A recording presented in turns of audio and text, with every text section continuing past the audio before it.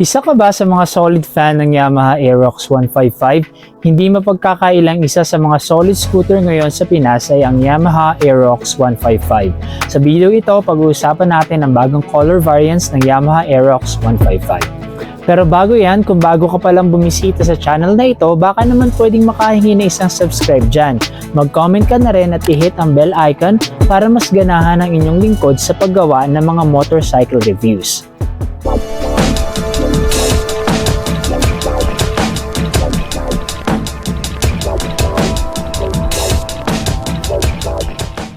Simulan natin sa engine specs.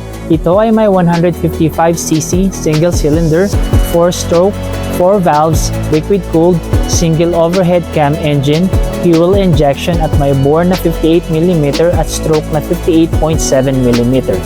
Ito ay may belt drive na drive type at wet sump na lubrication system.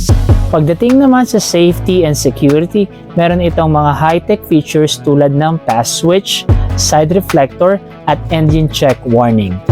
Ito ay may digital display console kung saan makikita ang mga impormasyon kagaya ng odometer, fuel gauge, trip meter at speedometer.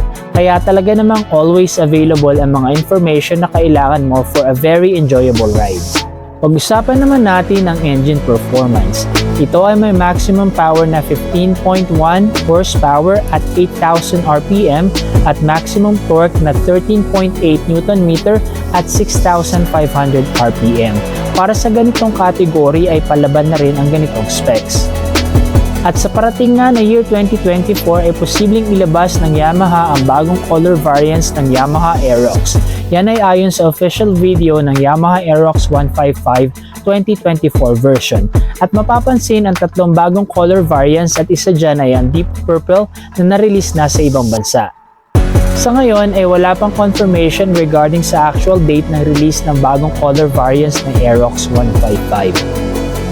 Hanggang dito na lang at muli po, thank you for watching and see you on the next vlog.